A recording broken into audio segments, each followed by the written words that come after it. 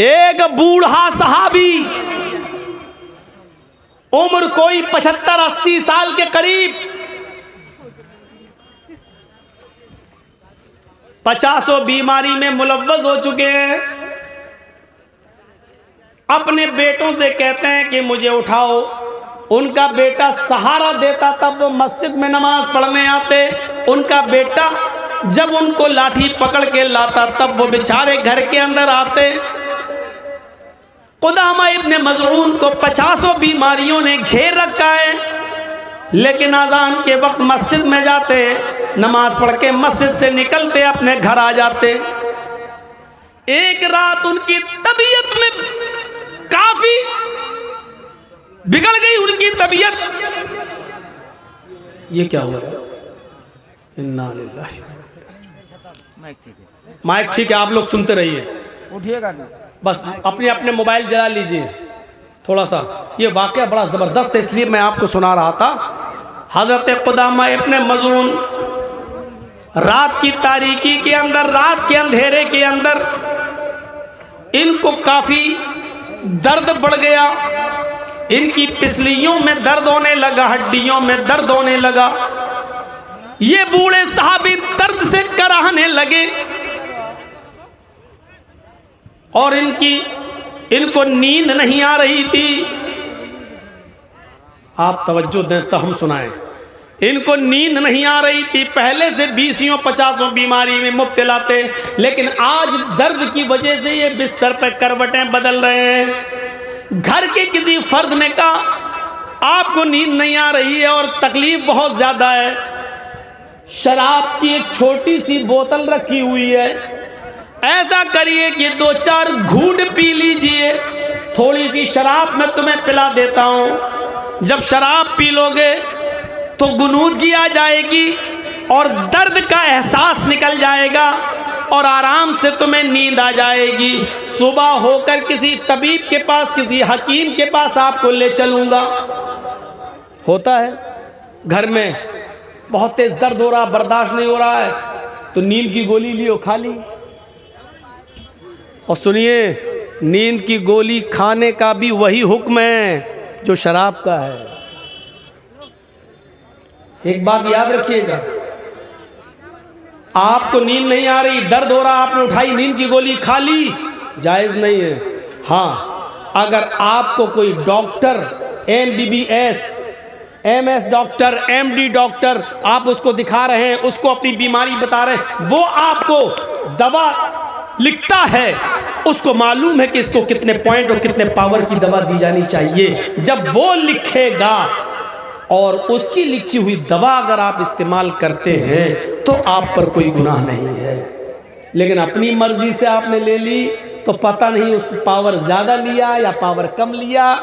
आपको तो नींद चाहिए, दर्द है, आपको चाहिए था 0.25, आपने ले ली 0.5। आपको चाहिए था चौथाई डोज, आपने ले लिया आधा डोज। आपको चाहिए था 4 आने भर, आपने ले लिया 1 डोज, 1 रुपये भर। ये शराब के हुक्म में दाखिल है, शराब के हुक्म में। सुनिए, कुदामा इब्ने मज़ऊन को किसी ने मशवरा दिया, उन्होंने कहा ठीक है, लाओ, नींद तो आ जाएगी आराम से, और वैसे भी मजबूरी है, मैं तो बीमार हूँ और नींद नहीं आ रही है। उन्होंने थोड़ी सी शराब पी ली।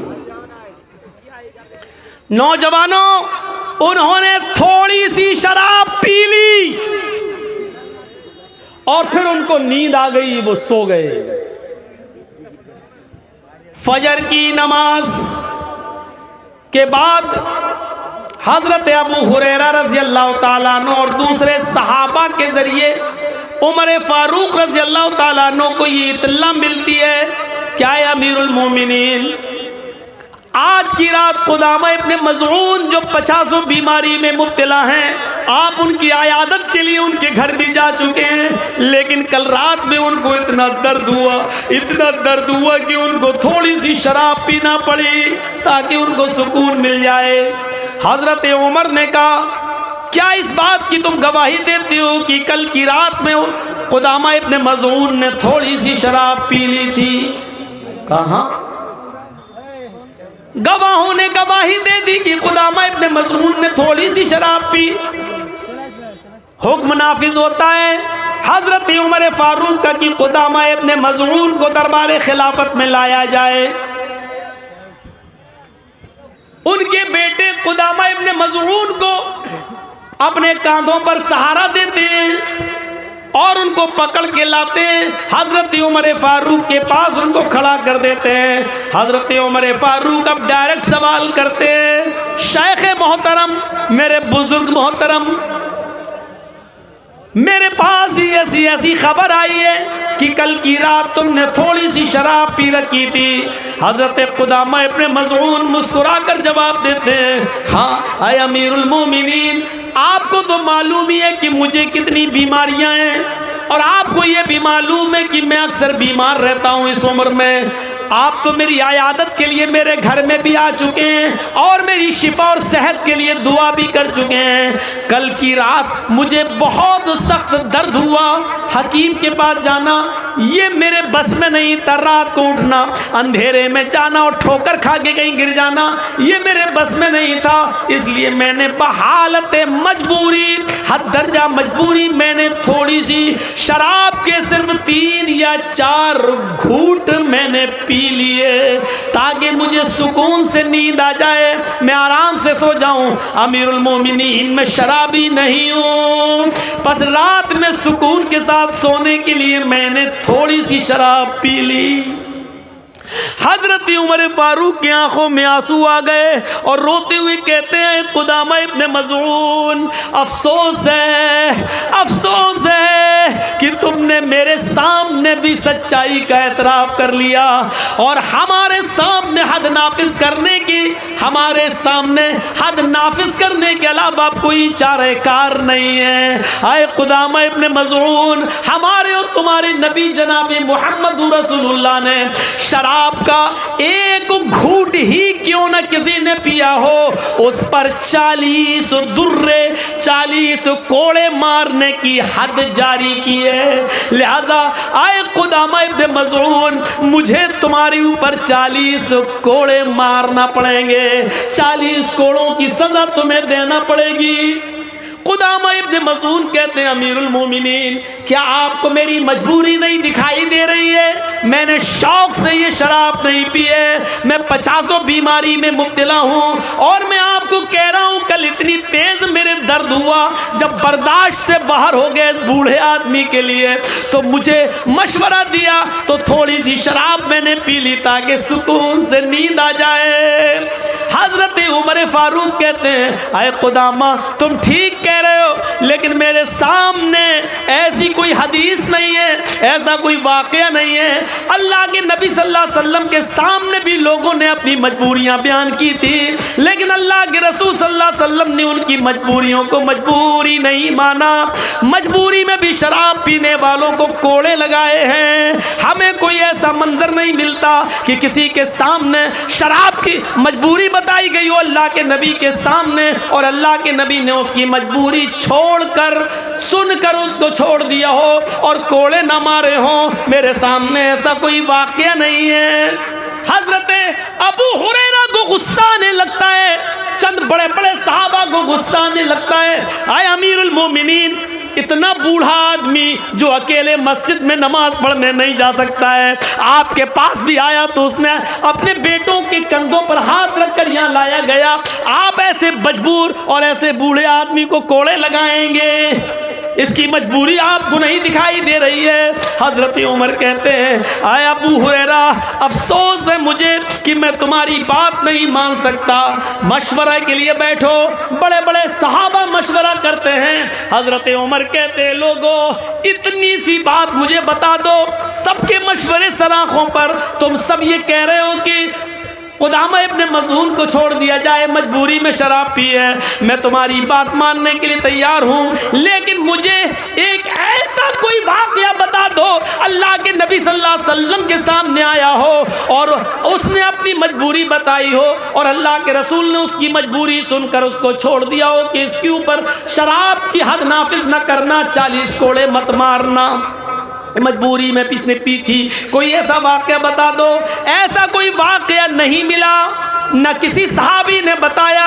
इसलिए हजरत उमर फारूक को ऐलान करना पड़ा, तुम लोग मुझसे नाराज रहते हो, रहो।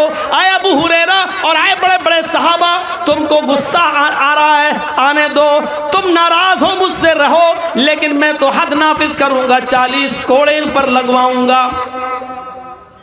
फिर मीटिंग होती है, अच्छा ऐसा करो, उस मीटिंग में ये तय होता, सारे सहाबा इजाजत देते हैं, अमीरुल मोमिनीन आपको कोड़े मारना है, मारिए, आप हाकिम हैं, अमीरुल मोमिनीन है, ठीक है, लेकिन मेरी गुजारिश ये है, सारे मशवरे लेने वाले सहाबा ने मशवरा दे रहे हैं, हजरत कुदामा इब्ने मज़ऊन को उतने दिनों के लिए मोहलत दे दो कि ये थोड़े से तंदुरुस्त हो जाएं, ताकत आ जाए इनके अंदर, अपने आप उठने लगें और अपने आप चलने लगें। इतने दिन के लिए इनको छोड़ दो कि ये उठने बैठने लगें, चलने फिरने लगें, इतने दिन के लिए इनको छोड़ दो। जब ये उठने फिरने लगेंगे और तबीयत में थोड़ा सुधार हो जाए, तब इनके ऊपर कोड़े मार लेना। हजरत उमर के आंखों में फिर आंसू आ गए, रोते हुए कहने लगे, आए अबू हुरैरा और आए मेरे अजीम सहाबियों, तुम्हारी बात मैंने सुन ली, लेकिन अफसोस मैं तुम्हारी इस बात को भी नहीं मान सकता, इसलिए अगर मैंने इनको चंद दिनों की मोहलत दे दी, हफ्ते 10 दिन की 20 दिन की अगर इनको मोहलत दे दी कि चलो जब तुम्हारी तबीयत सही हो जाएगी तब हम तुम्हें कोड़े मारेंगे, लेकिन ये बताओ अगर इनकी तबीयत सही होने से पहले मेरा ही इंतकाल हो जाए और मैं इस दुनिया से चल बसूं, तो कयामत के दिन मैं अपने रब को क्या मुंह दिखाऊंगा? मेरा रब मुझसे पूछेगा कि जब शराब पीने की बात तूने सुन ली थी, फिर तेरी जिम्मेदारी थी अमीरता की हद जारी करता, फिर तूने एक मुजरिम को कैसे छोड़ दिया? मैं अपने रब को क्या मुंह दिखाऊंगा? आए मेरे सहाबियों, मेरे अजीम साथियों, मैं तुम्हारी ये बात भी नहीं मान सकता। अफसोस है अब आज ही मुझे कुदामा इब्ने मज़ऊन के पीठ पर आज ही कोड़े मारना पड़ेंगे। एक कोड़ा मारने वाले को बुलाया जाता है और कहा जाता है कि तुम हजरत कुदामा इब्ने मज़ऊन को 40 कोड़े मारो।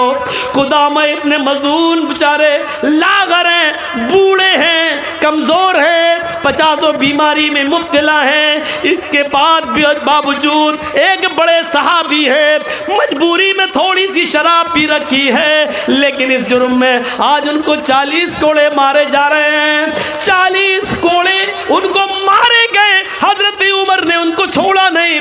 हर कोड़े पर उनसे ज्यादा तकलीफ उमर को हो रही है, लेकिन हद जारी इसलिए कर रहे हैं क्योंकि ये कुरान का हुक्म है, ये मोहम्मद रसूलुल्लाह का फरमान है। 40 कोड़े जब उनको मार दिए गए तो उनको गोद में उठाकर कुदामा इब्ने मज़ऊन को उनके बिस्तर पे लाया गया। फिर हदीस की किताबें कहती है, तारीख की किताबें कहती हैं कि मेरे भाइयों, उसके बाद कुदामा इब्ने मज़ऊन 1 साल 2 साल या 3 साल तक जिंदा रहे, लेकिन 40 कोड़े खाने के बाद फिर उनकी जितनी जिंदगी बची, फिर वो पूरी जिंदगी बिस्तर से उठ नहीं सके। उनकी सारी नमाजें बिस्तर पे हुई, उनकी लैट्रीन पेशाब और पैखाना बिस्तर पे हुआ, उनकी हड्डियों में इतनी ताकत न रही कि वो उठ सके, और 40 कोड़े खाने के बाद वो इसी बीमारी के अंदर उनका इंतकाल होता है। इस वाक़े के मुख्तलिफ पहलू हो सकते हैं मेरे भाइयों, लेकिन नौजवान नस्ल के लिए इतना काफ़ी है कि सहाबी है, 50 बीमारी में मुब्तला है और बुढ़ापा है और नींद नहीं आ रही है, उनके दर्द है, इतनी शदीद पोजीशन में थोड़ी सी शराब पी ली, लेकिन उमर ने उनको भी कोड़े लगाए, उनको भी माफ़ नहीं किया। मेरे प्यारे साथियों, नौजवानों, इस वाक़े को सुनने के बाद कैसा लग रहा है? क्या हम अब भी शराब पिएंगे? क्या शराब हमारे हलक के नीचे उतरेगी? कुदामा इब्ने मज़ऊन को उमर ने कोड़े लगाए, उनको गोद में उठा के बिस्तर पे लाया गया, फिर जिंदगी भर वो बिस्तर से उठ नहीं सके, उनकी सारी नमाजें उस बिस्तर पे हुई, पेशाब और पैखाना उनका उसी बिस्तर पे होता था, फिर वो जिंदगी भर उठ नहीं सके। लेकिन हजरत उमर ने हद जारी की, ये शराबी का अंजाम होता है, उन्होंने तो मजबूरी में पी। तुम्हारे सामने कौन सी मजबूरियां हैं? कौन सी मजबूरियां हैं?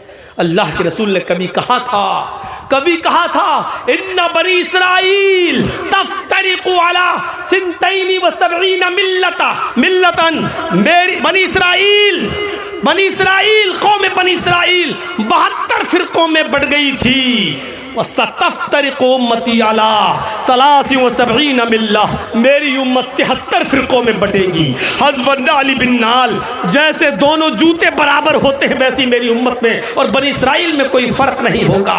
हत्ता इन काना मिनहुम मन अता अला उम्मी अलानियतन लकाना फी उम्मती मन यसनउ ज़ालिक, अगर बनी इसराइल में किसी ने अपनी माँ के साथ, यहूद व नसारा में किसी ने अपनी माँ के साथ ऐलानिया जिना किया होगा, चौराहे पर अपनी माँ के साथ मुंह काला किया होगा, तो मेरी उम्मत पर कयामत उस वक्त तक नहीं आएगी जब तक कि मेरी उम्मत के लोग मुसलमान भी अपनी माँ के साथ चौराहे पर ऐलानिया डंके की चोट पर अपनी माँ के साथ जिना न करें। मेरे भाइयों, अल्लाह के नबी फरमाते उस वक्त तक कयामत नहीं आएगी। कयामत से पहले ये उम्मत देखेगी कि इस उम्मत का नौजवान अपनी माँ के साथ जिना करेगा, अपनी बहन के साथ जिना करेगा, अपनी बेटी के साथ जिना करेगा। और सुन लो आए नौजवानों, अगर किसी ने अपनी माँ के साथ जिना किया, अपनी बहन के साथ जिना किया, अपनी बेटी के साथ जिना किया, तो यहाँ तक पहुँचाने वाली अगर कोई चीज़ होगी तो यही शराब होगी, यही शराब, क्योंकि इससे ज़्यादा अकल पर डाका डालने वाली कोई चीज़ नहीं होती। अगर चाहते हो कि मेरे हाथों से मेरी माँ की इज़्ज़त व आबरू बची रहे, चाहते हो कि मेरे हाथों से मेरी बहन और मेरी बेटी की इज़्ज़त व आबरू बची रहे, तो आज से यहाँ से उठो तो कसम खाकर उठो कि आज के बाद मैं शराब को कभी हाथ नहीं लगाऊंगा। मुस्तकिल और मुकम्मल शराब के ऊपर ये मेरा पहला मौजू है। अपनी 20 साल ज़िंदगी के अंदर, 20 साल तकरीरी दौर के अंदर मुस्तकिल मुकम्मल पूरी तकरीर शराब के ऊपर अगर मैंने की तो आज की है। मेरे भाइयों, इसको आप नोट करिए, मुकम्मल शराब के ऊपर।